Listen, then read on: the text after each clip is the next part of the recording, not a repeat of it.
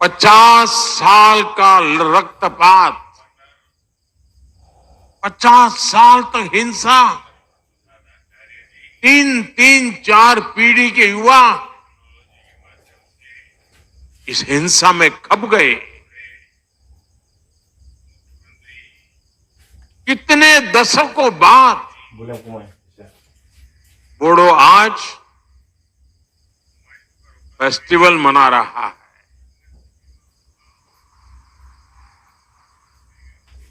और रणचंडी नृत्य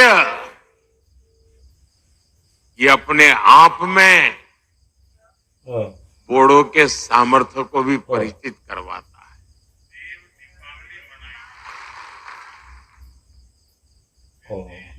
और मुझे नहीं पता कि दिल्ली में बैठे हुए लोगों को इन चीजों का महात्म्य समझ आता है। और ये ऐसे ही नहीं हुआ है। बड़े धैर्य के साथ एक एक गांठ को उकेलते उसको ठीक करते करते करते आज आप सबने एक नया इतिहास रच दिया है।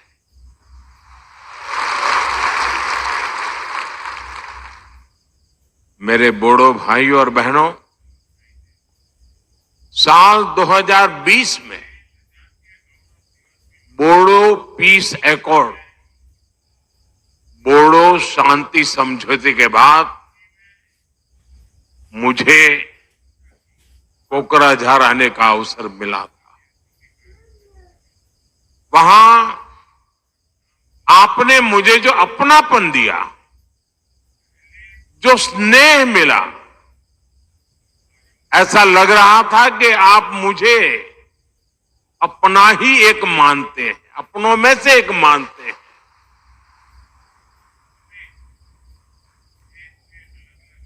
वो पल मुझे हमेशा याद रहेगी। लेकिन उससे ज्यादा कभी कभार तो एक आध बड़ा अवसर, एक वातावरण, उसका असर होता है, लेकिन यहां ऐसा नहीं हुआ। आज 4 साल के बाद भी वही प्यार, वही उत्साह, वही अपनापन। कोई कल्पना नहीं कर सकता साथियों कि मन को कितना भावुक बना देता है। और उस दिन मैंने अपने बोडो भाइयों और बहनों को कहा था कि बोडोलैंड में शांति और समृद्धि की सुबह हो चुकी है।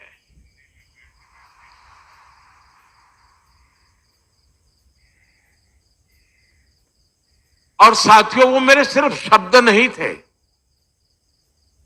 उस दिन मैंने जो माहौल देखा था और शांति के लिए आप हिंसा का राह छोड़ करके निकल चुके थे, शस्त्र दे रहे थे, वो पल बहुत ही भावुक था साथियों। और उसी समय मेरे भीतर एक, मेरे अंदर से आवाज आई थी, अब मेरे बोडोलैंड में समृद्धि की सुबह हो चुकी है। आज आप सबका उत्साह, आपके चेहरे की खुशी देखकर मैं कह सकता हूं, बोडो लोगों के उज्जवल भविष्य की मजबूत नींव तैयार हो चुकी है।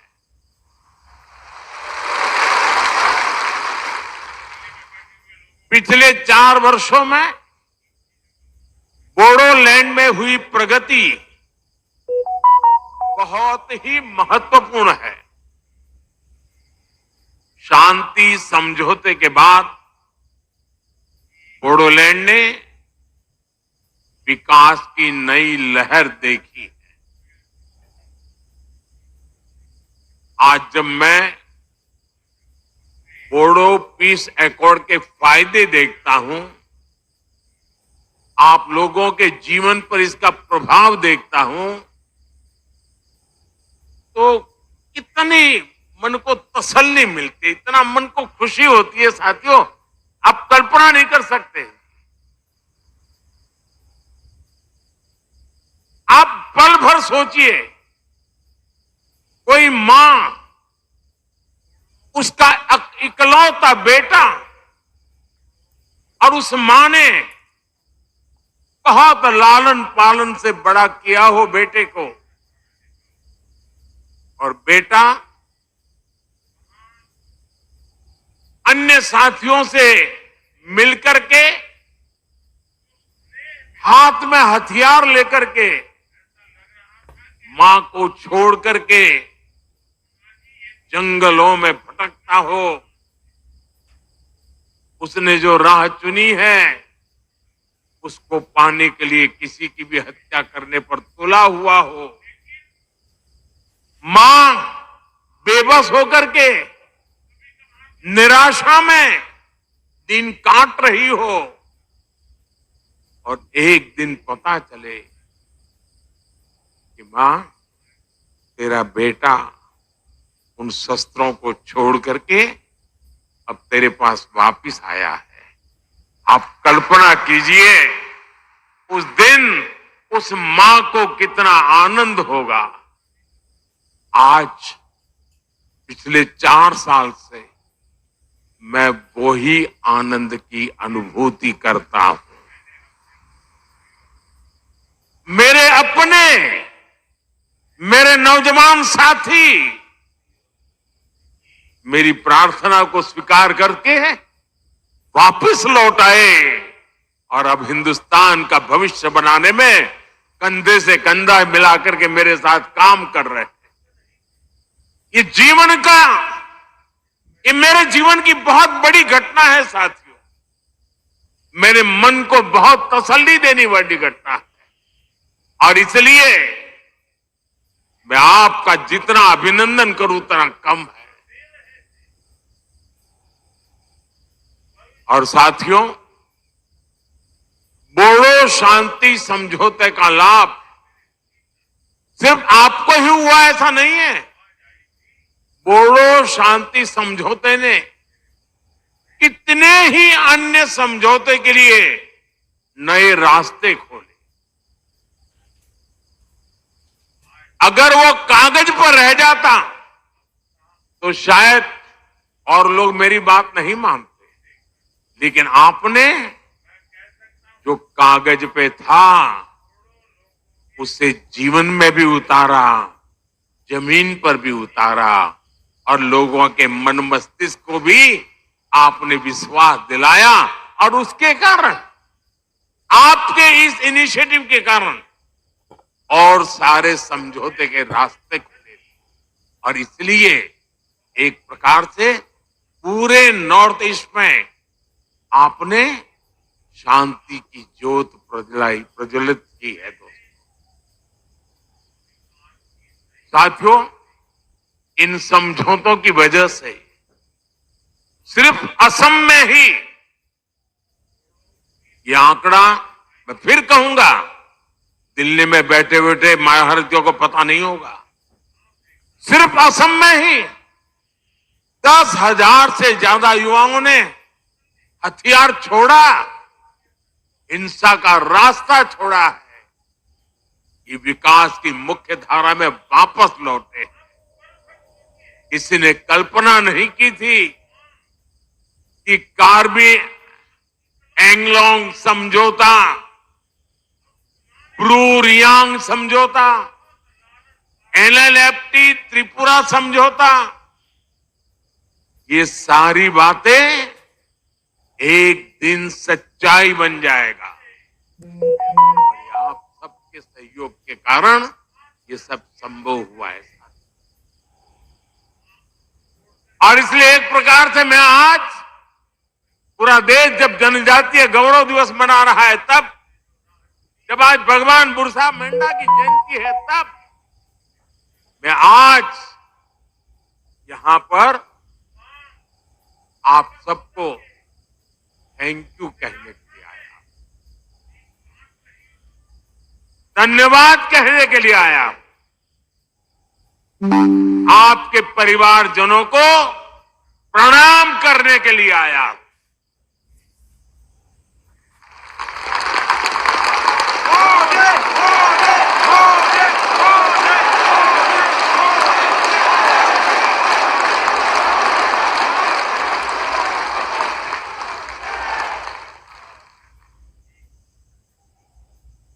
शायद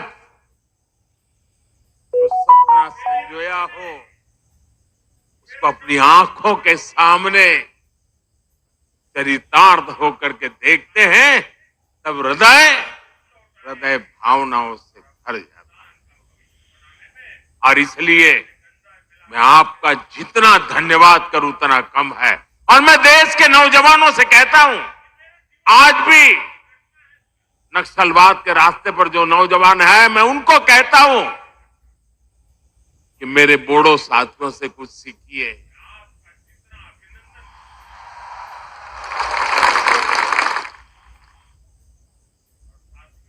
बंदूक को छोड़िए, बम बंदूक पिस्तौल का रास्ता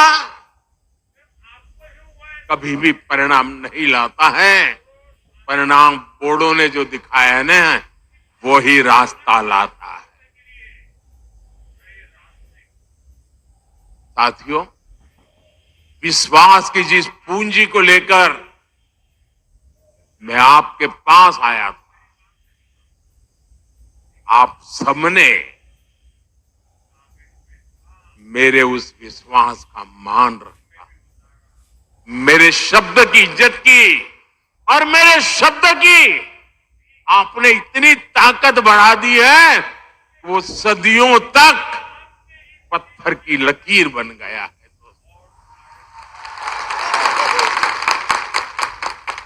और मैं भी, हमारी सरकार, असम सरकार आपके विकास में कोई कोर कसर बाकी नहीं छोड़ रहे हैं। साथियों, केंद्र और असम की सरकार बोडो टेरिटोरियल रीजन में बोडो समुदाय की जरूरतों और उसकी आकांक्षाओं को प्राथमिकता दे रही है। बोडोलैंड के विकास के लिए केंद्र सरकार ने 1500 करोड़ रुपए का विशेष पैकेज दिया है। असम सरकार ने भी स्पेशल डेवलपमेंट पैकेज दिया है। बोडोलैंड में शिक्षा, स्वास्थ्य और संस्कृति से जुड़े इंफ्रास्ट्रक्चर को विकसित करने के लिए 700 करोड़ रुपए से ज्यादा खर्च किए गए। हमने हिंसा छोड़ मुख्य धारा में लौटे लोगों के प्रति पूरी संवेदनशीलता से निर्णय लिए हैं। National democratic front of Bodoland के 4000 से ज्यादा पूर्व कैडर्स का पुनर्वास किया गया है। कितने ही युवाओं को असम पुलिस में नौकरी दी गई है। बोडो संघर्ष से प्रभावित प्रत्येक परिवार को असम सरकार ने 5 लाख रुपए की मदद भी पहुंचाई। आपको जानकर खुशी होगी कि बोडोलैंड के विकास के लिए असम सरकार हर साल 800 करोड़ रुपए से ज्यादा खर्च कर रही है। साथियों, किसी भी क्षेत्र के विकास के लिए जरूरी है कि वहां के युवाओं को, वहां की महिलाओं का स्किल डेवलपमेंट भी हो और उन्हें अपना काम करने के भी पूरे मौके मिले। जब हिंसा रुकी तो बोडोलैंड में विकास का वटवृक्ष लगाना बहुत जरूरी था और यही भावना सीड मिशन का आधार बनी।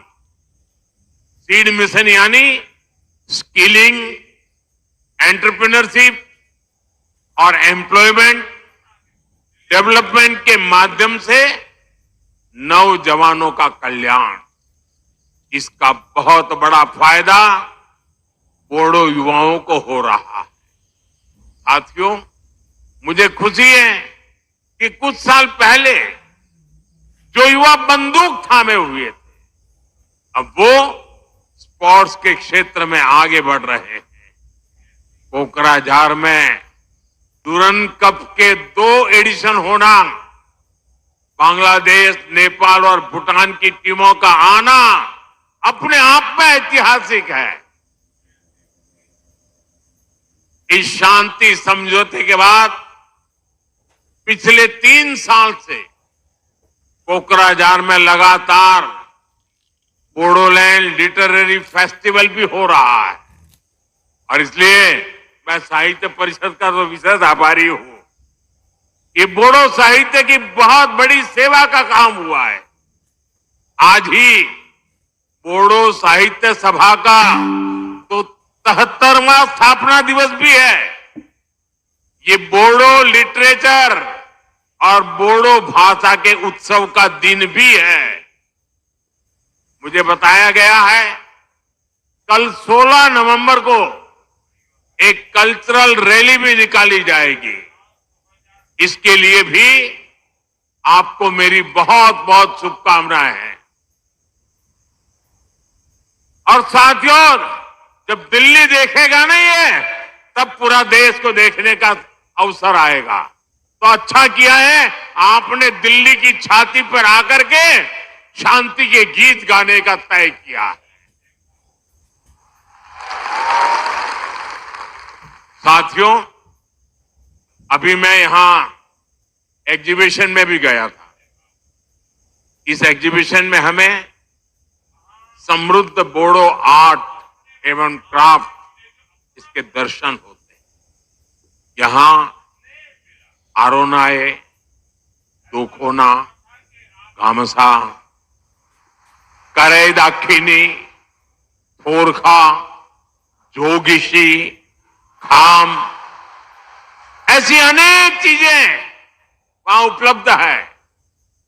और ये ऐसे प्रोडक्ट है जिनको जीआई टैग मिला है। यानी दुनिया में ये प्रोडक्ट कहीं भी जाए, इनकी पहचान बोडोलैंड से, बोडो संस्कृति से ही जुड़ी रहेगी। और सेरिकल्चर तो हमेशा से बोडो संस्कृति का अहम हिस्सा रहा है। इसलिए हमारी सरकार बोडोलैंड सेरिकल्चर मिशन चला रही है। हर बोडो परिवार में बुनाई की भी परंपरा रही है। बोडोलैंड हैंडलूम मिशन के माध्यम से भी बोडो समुदाय की सांस्कृतिक विरासत को बढ़ावा देने का प्रयास किया गया है। साथियों, असम भारत के टूरिज्म सेक्टर की भी बहुत बड़ी ताकत है। और हमारा बोडोलैंड, जैसे असम भारत के टूरिज्म की ताकत है, वैसे असम के टूरिज्म की ताकत कोई है, वो बोडोलैंड है। एक समय था जब Manas national park, Raimona national park और सीखना जलाओ नेशनल पार्क, इनके घने जंगल अन्य गतिविधियों का ठिकाना बन गए थे। मुझे खुशी है कि जो फॉरेस्ट कभी हाइड आउट हुआ करते थे, वो अब युवाओं की हाई एम्बिशन को पूरा करने का भी माध्यम बन रहे हैं। बोडोलैंड में बढ़ने वाला टूरिज्म यहां के युवाओं के लिए रोजगार के भी अनेकों नए मौके बनाने वाला है। साथियों, आज जब हम ये महोत्सव मना रहे हैं तो हमें बोडोफा उपेंद्रनाथ ब्रह्मा और गुरुदेव कालीचरण ब्रह्मा का स्मरण आना बहुत स्वाभाविक है। बोडोफा ने भारत की अखंडता और बोडो लोगों के संवैधानिक अधिकारों के लिए लोकतांत्रिक तरीके को हमेशा आगे रखा। गुरुदेव कालीचरण ब्रह्मा ने समाज को अहिंसा और आध्यात्म के रास्ते पर चलकर एकजुट किया।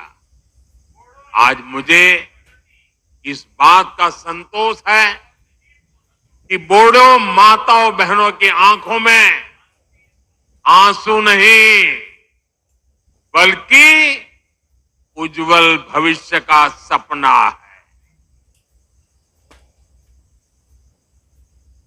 हर बोडो परिवार के मन में अब अपने बच्चों को बेहतर भविष्य देने की आकांक्षा है। उनके सामने सफल बोडो लोगों की प्रेरणा है। बोडो समुदाय के कई लोगों ने विशिष्ट पदों पर रहकर देश की सेवा की है। हमारे देश में मुख्य चुनाव आयुक्त इलेक्शन कमीशन रहे श्री हरिशंकर ब्रह्मा, मेघालय के राज्यपाल रहे रंजीत शेखर मुशाहरी जैसे कई हस्तियों ने बोडो समुदाय का मान बढ़ाया है। मुझे खुशी है कि बोडोलैंड के युवा अच्छा करियर बनाने के सपने देख रहे हैं और इन सब में हमारी सरकार चाहे वो केंद्र में हो या राज्य में हर बोडो परिवार की साथी बनकर उनके साथ खड़ी है। साथियों, मेरे लिए असम सहित पूरा नॉर्थ ईस्ट भारत की अष्टलक्ष्मी है। अब विकास का सूरज पूरब से उगेगा, पूर्वी भारत से उगेगा, जो विकसित भारत के संकल्प को नई ऊर्जा देगा। इसलिए हम नॉर्थ ईस्ट में स्थायी शांति के लिए निरंतर प्रयास कर रहे हैं। नॉर्थ ईस्ट के राज्यों के बीच के सीमा विवादों का सौहार्द के साथ समाधान खोज रहे हैं। साथियों, बीते दशक में असम के विकास का, नॉर्थ ईस्ट के विकास का सुनहरा दौर शुरू हुआ है। भाजपा एनडीए सरकार की नीतियों के कारण 10 वर्षों में 25 करोड़ लोग गरीबी से बाहर निकले। इनमें असम के भी लाखों साथियों ने गरीबी को मुक्ति पाने के लिए गरीबी के साथ संघर्ष करते हुए गरीबी को पराजित किया है। भाजपा एनडीए की सरकार के दौरान असम विकास के नए रिकॉर्ड बना रहा है। हमारी सरकार ने हेल्थ इंफ्रास्ट्रक्चर पर विशेष फोकस किया। बीते 1.5 साल में असम को 4 बड़े अस्पताल की सौगात मिली है। गुवाहाटी एम्स और कोकराझार, नालबारी, नागांव मेडिकल कॉलेज की सुविधा से सबकी मुश्किलें कम हुई है।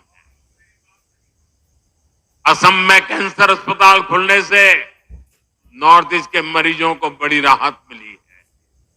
2014 से पहले असम में 6 मेडिकल कॉलेज थे, आज इनकी संख्या 12 हो गई है। इसके अलावा 12 और नई मेडिकल कॉलेज खोलने की तैयारी है। असम में बढ़ते ये मेडिकल कॉलेज अब युवाओं के लिए अवसरों के नए द्वार खोल रहे हैं। साथियों, बोडो शांति समझौते ने जो रास्ता दिखाया है वो पूरे नॉर्थ ईस्ट की समृद्धि का रास्ता है। मैं बोडो भूमि को सैकड़ों वर्ष पुरानी संस्कृति का समृद्ध बसेरा मानता हूं। इस संस्कृति को, बोडो संस्कारों को हमें निरंतर सशक्त करना है। और साथियों, एक बार फिर मैं आप सभी को बोडोलैंड फेस्टिवल की अनेक अनेक शुभकामनाएं देते हैं। आप सभी यहां इतनी विशाल संख्या में आए, आप सभी का दिल्ली में मुझे भी स्वागत करने का अवसर मिला। मैं आपका हृदय से स्वागत करता हूं। और साथियों, आप सबने मेरे प्रति जो अपनापन रखा है, जो प्यार दिया है, आपकी आंखों में जो मैं सपने देखता हूं ना, बोडो मेरे सभी भाई बहन, मुझ पे विश्वास करना, मैं आपकी आशा आकांक्षाओं को उस पे खरा उतरने के लिए मेहनत करने में कोई कमी नहीं रखूंगा।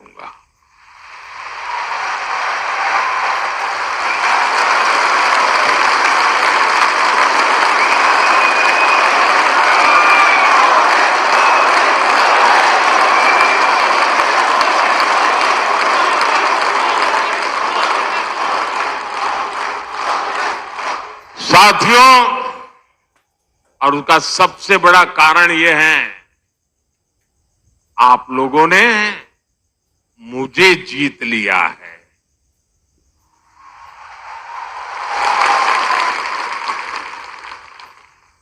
और इसलिए मैं हमेशा हमेशा आपका हूं, आपके लिए हूं और आपके कारण। मेरी बहुत बहुत शुभकामनाएं, बहुत बहुत धन्यवाद। मेरे साथ पूरी ताकत से बोलिए, भारत माता की, भारत माता की, भारत माता की।